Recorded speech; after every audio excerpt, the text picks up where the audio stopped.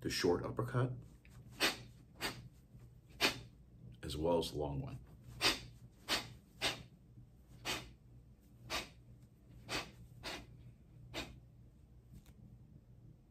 There's two approaches to the uppercut.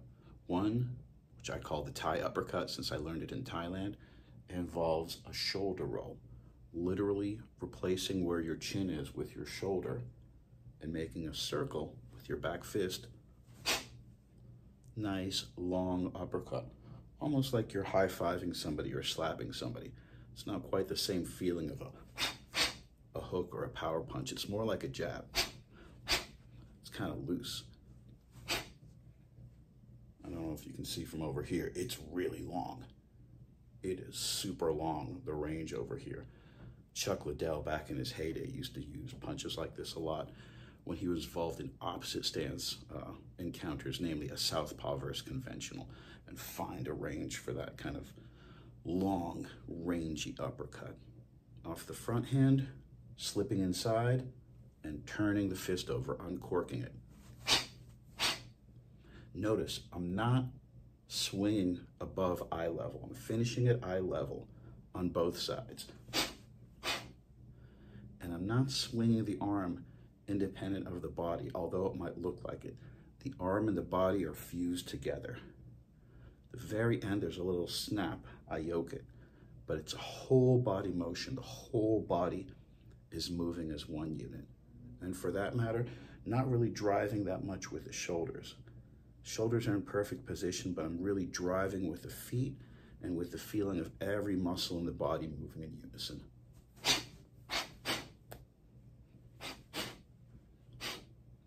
The other approach Andy Nance taught me, I call the American uppercut, which he just simply, what a great freaking fighter and human being. Just drop down and uncork it. Freddie Roach taught a very similar version. We just drop down and come up. Freddie also taught us a version where you stay down, and even a version where you drop down. And one thing he stressed a lot was really moving the head offline with the rear uppercut, namely not staying right there, but moving the whole body as one unit, slipping out of the way of the jab, slipping out of the way of the straight punch, and using this uppercut as a counter. For a guy who was such a non-defensive fighter in his time, Freddie Roach is just an ingenious counter-punching coach, always thinking of defensive responsibility, always teaching his fighters a complete system and way of punching that is just so technically high-end and technically proficient. So just wanted to go over these two approaches. Yes, it's a hard punch to land, especially off the rear side. If you're trying to slip and rip, namely go out of the way and land an uppercut, good luck. You're gonna have to dip and rip, namely literally move your head out of the way at the last minute or a split second before, and then come up with the uppercut. Otherwise, you're not going to be able to counter the opponent of equal, slightly lower, or slightly taller build with that uppercut. Same thing with the forward uppercut. Slipping, using head feints, using combinations upstairs, slipping, and then ripping, or rather dipping and then ripping, because you really have nothing if you're just slipping to the side and looking to uppercut.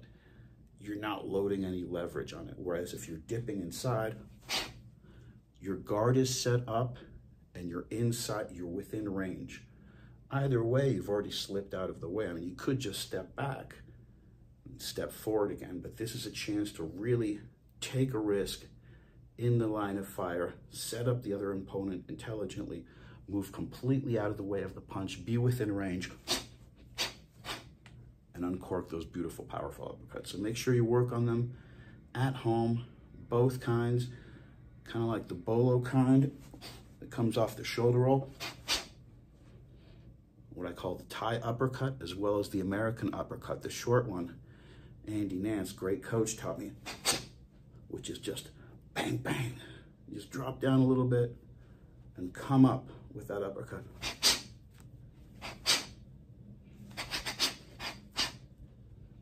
Of course, you can shoe shine too.